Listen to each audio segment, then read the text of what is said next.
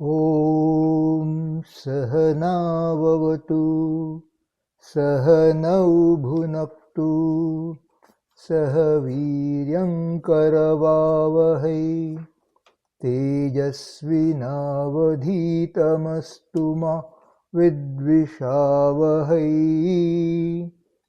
ॐ शान्ति शान्ति शान्तिः.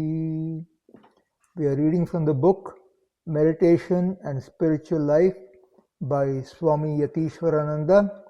We are in chapter 18, the path of Yoga Vedanta synthesis, starting the section Worship of God. What do we mean by worship of God? What is our conception of God? In Europe, a devotee said to me, "Swami, please never utter the word God. It calls up our childhood image of someone beyond the clouds, in the heaven, ever eager to punish those who break his laws. I cannot think of that." I said, "All right, use the word Ishvara." I use the word Brahman. If we worship God, we must feel our nearness to Him. We usually think of Him as the creator, protector, and destroyer. He takes things back to Himself, which we call destroying. But we should remember that He is much more than all that. He is the soul of our souls, nearer than the nearest, dearer than the dearest.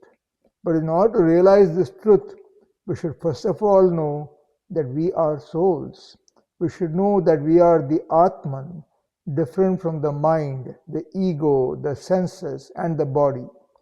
Without knowing that we are souls, parts of an infinite spirit, we cannot know God, who is the soul of all souls, the Supreme Spirit.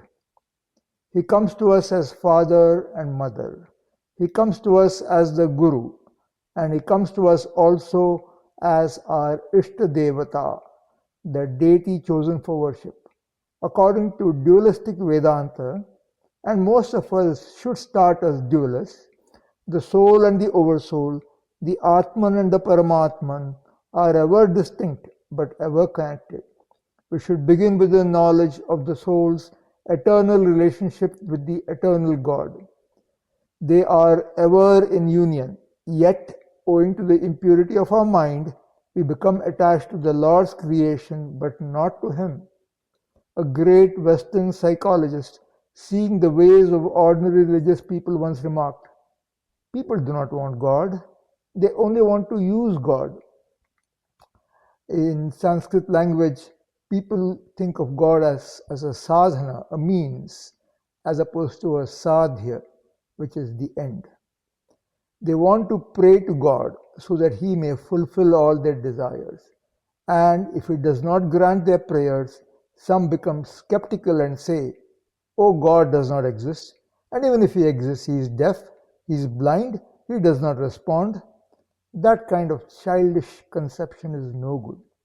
You want only the good God who always showers on you all that you ask for, as if He has no other task but to grant you boons. Bhagavan Sri Ramakrishna worshipped the Supreme Spirit first in the form of Kali, a representation of the cosmic power. The image of Kali is symbolic but highly suggestive. With one hand she is creating, with another hand she is protecting, with the third hand she is destroying, and with the fourth she is holding a decapitated head. This is only a concrete representation of what the Upanishads speak of the nature of Brahman. A son asked his father, "Master, tell me about Brahman." And the father replied, "Realize that, out of which all things come into being, by which all things live, and unto which all things go back, that is Brahman." This is from the Taittiriya Upanishad 3.1.1. Yato va imani bhutani jayante yena jatani jivanti yat prayantya bhi Samvishanti tad vijignyasasva tad brahmeti. Again from the Taittiriya Upanishad, mantra 3.1.1. Yato va imani bhutani jayante yena jatani jivanti yat prayantyabhi samvishanti tad vijignyasasva tad brahmeti. In our bhakti scriptures, we call Brahman by various names like Kali or Narayana or Shiva. In Vedanta, we call it Ishvara or Satchitananda, infinite existence, consciousness, bliss. He dwells in our souls as the soul of our souls. Again, we all dwell in him. We must feel it, at least his nearness. If we cannot feel his nearness, we should try to develop the consciousness that he is nearer than the nearest, dearer than the dearest. As I have already said, for all this we need to have a correct conception of God. But God is too vast for our conception. I give an illustration. We are like small bubbles. The ocean is too big even for our conception. So what should we do? We find some mighty waves. Let us move towards them, attach ourselves to them, and through them, in course of time, we get an idea of the ocean itself. Similarly, we start our spiritual journey with one such mountain-like wave, our Ishta Devata. We pray, worship him, pray to him, and through all this we come to have a higher consciousness and a broader conception of reality. The Ishta Devata tells us, look here, I may be a mighty wave, you may be a small bubble, but all of us have got the infinite ocean behind us. When the proper time comes, he reveals to us the highest truth. He reveals that he is none other than the infinite spirit. Next section, Japa and meditation. We cannot realize the infinite spirit all at once. We must begin from where we are and follow a path that will ultimately enable us to reach that. Spiritual life is like mountain climbing. You have to proceed higher and higher, slowly and carefully. Swami Brahmananda says, take the illustration of a man standing in the courtyard of a house. He wants to reach the roof, but instead of climbing the staircase step by step, he permits himself to be thrown up bodily. What happens? He is seriously hurt. So it is with spiritual life. This is from Swami Prabhavananda, The Eternal Companion, published in 1971, page 245. Don't expect to become a realized soul overnight. Begin with simpler things. Japa, repetition of the divine name, is the most efficacious first step. But japa is not to be done parrot-like. Patanjali says, Tajapasthadartha bhavanam. Tajapasthadartha bhavanam. This is Patanjali Yoga Sutra 1.28. As you repeat the divine name, do not do the Artha Bhavana. Artha Bhavana. What is Artha Bhavana? Dwelling on the meaning. What is the meaning of the mantra? You find that as you progress in spiritual life, you understand the deeper and deeper meaning of the mantra. First of all, let us think of the luminous, blissful form of the Ishta Devata. Then think of him as an embodiment of infinite purity, knowledge, devotion, compassion, love and bliss. Then think that he is none other than the Paramatman, the all-pervading spirit dwelling in all beings. We talk of dhyana or meditation. You say, I am meditating. What are you meditating on? Going on brooding over something or other? That is not what is implied by that word. Dhyana is the continuous flow of thought towards a higher spiritual ideal in a higher spiritual center of consciousness. When you think of the Lord, you become absorbed in the divine thought. But this absorption will not come all of a sudden. Japa is a step towards that. Repeat the divine name, thinking of him. Then the mind becomes a little calm and even the sound drops off. As you thus go on thinking of him, the Ishtadevata becomes more and more real than the things of the world. Naturally, the mind gets absorbed in him and you gradually get a taste of the divine presence, love and bliss. God may come to us as the Ishtadevata, as the Supreme Spirit, as Satchidananda, that is infinite existence, consciousness, bliss. All this will happen if we undergo regular spiritual practice. In the beginning, it is good to have the support of a picture of your Ishtadevata. Gaze at the picture, concentrate on the picture. But it is much better to install the picture, the holy form, in your inner world. Then you do not have to depend on anything outside. Whenever you want, you can look within where your Ishtadevata is seated and pray to him. Repeat his name, meditate on him. First it may be on his form, then on his attributes, next on his infinite Swarupa or nature. That is how one is to progress in meditation. We are asked to meditate on the lotus of the heart. Where is this heart? Is it the physiological heart? We cannot do anything there.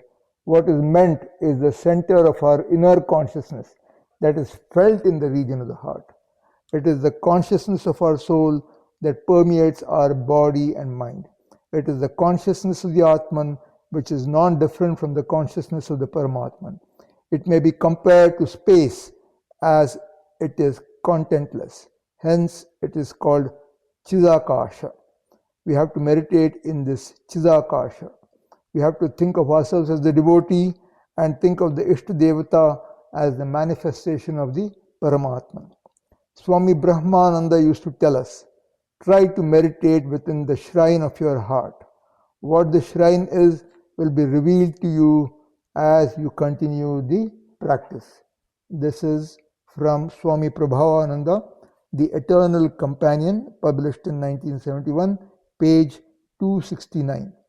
That is only true. Spiritual discipline is necessary in order to know what is meant by Chidakasha or heart. At first you may think that is like the Mahakasha, the external space. Later on you may think of it as the cosmo-mental world. The real heart or the Chidakasha is in the realm of pure consciousness.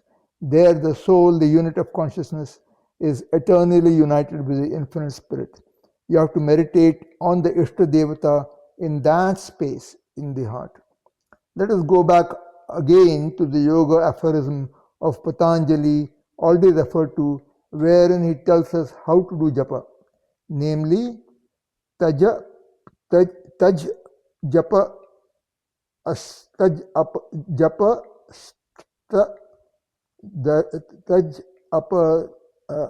taj japa astad artha bhavanam.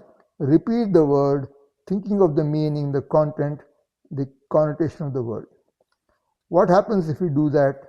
Patanjali says, obstacles are removed and a new spiritual consciousness awakens. So this is the Patanjali Yoga Sutra 1.29. Tataha pratyaka chetanadhi gamopyan taraya bhavascha. Tataf pratyaka chetanadhi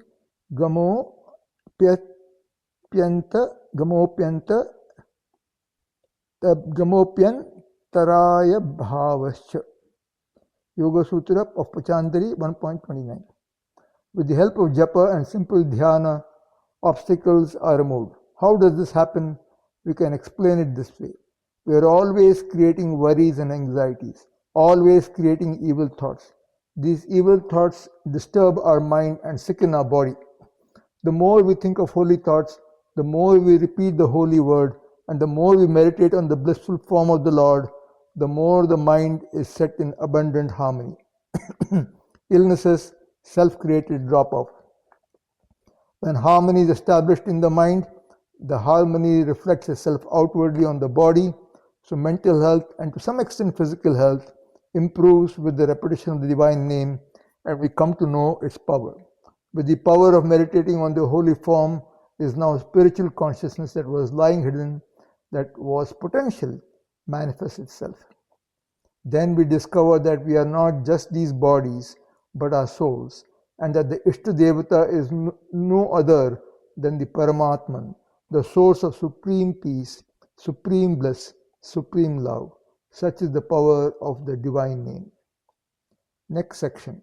Spiritual life is a life of service. We have already discussed 7 steps of yoga. What is the 8th step? According to Patanjali, the 8th step is Samadhi, in which you realize the Paramatman, the source of supreme spiritual bliss. Sri Ramakrishna speaks about 3 types of Ananda or happiness. So this is from the Gospel of Sri Ramakrishna, page 453. The first is Vishayananda, the happiness that comes to us through the contact of the senses with the sense objects.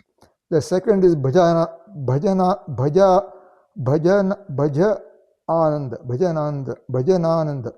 the joy that comes to us through bhajana, literally worship, through japa, through dhyana. And then finally comes Brahmananda, the supreme bliss that accrues from the realization of the infinite spirit in samadhi. Brahmananda is difficult to get. It is the culmination of hard struggle and attainment of divine grace. But even before we get that, we can enjoy the bliss of worship. In spiritual life, let us have as much Brahmananda as we can. It is within the reach of all of us.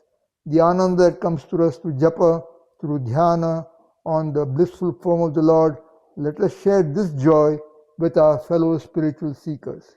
That is why, when devotees with such a spiritual outlook get together, they repeat the whole Lord's name, sing His glory. At least for the time being, they forget the troubles of the world. The mind is transported to a higher plane. Something of the Ananda of the Supreme Being, something of the peace of the Supreme Spirit comes into their soul. But as I said, one should not stop with that. One great teacher used to tell us, as you advance, you should also help others to advance. One who is illumined alone can be the real teacher, but in order to be of service to others, one need not be at the beginning fully illumined. I may be a student of a senior class, and when teachers are lacking, I can teach one of the lower classes. I can be of service to those who are in a lower class. Let us not wait for the fullest illumination. At every stage, it is possible for us to be of some service to our fellow beings. The religion that we learnt at the feet of the great disciples of Bhagavan Sri Ramakrishna has taught us not to be egocentric, but to be dedicated to the service of God dwelling in all. Some words of Swami Vivekananda always come to my mind. First, let us be gods, and then help others to be gods. This is from the complete works of Swami Vivekananda, published in 1972, volume 4, page 351. What did Swamiji mean by this?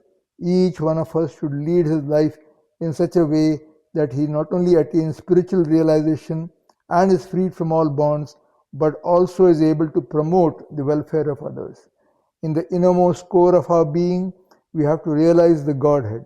Then we have to experience Him as manifest in all beings. Swamiji himself had this integral vision, and this realization of his is the inspiration and basis for the various forms of service of the Ramakrishna mission, Ramakrishna movement: medical service, educational service, preaching and publication. The ideal is to serve the divine in others. Just as we ourselves try to be free, we should also try to help others to be free.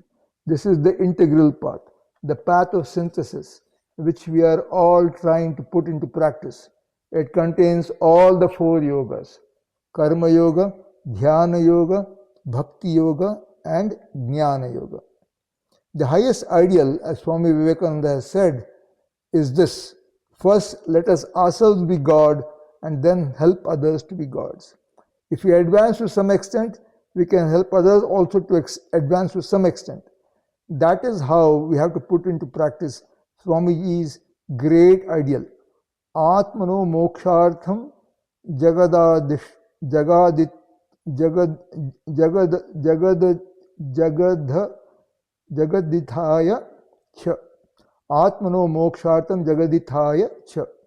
To work for our own illumination and spiritual emancipation, at the same time to render service to others. This is from the complete works of Swami Vivekananda, published in 1972, volume 6, page 504. As we improve, we can also help others to improve in our own humble way. As we do our spiritual practices, as we progress in our spiritual path, let us try to be of service to others. This is the twofold way which will help us to attain inner purity, which will help us to attain divine presence, divine love, and divine bliss. There is this great ideal before us, and let us proceed, each one of us in his own way, towards its attainment step by step. Let us be sure of every inch of the ground. This is the end of chapter 18, the path of Yoga Vedanta synthesis. Next section, we begin with chapter 19, essentials of meditative life.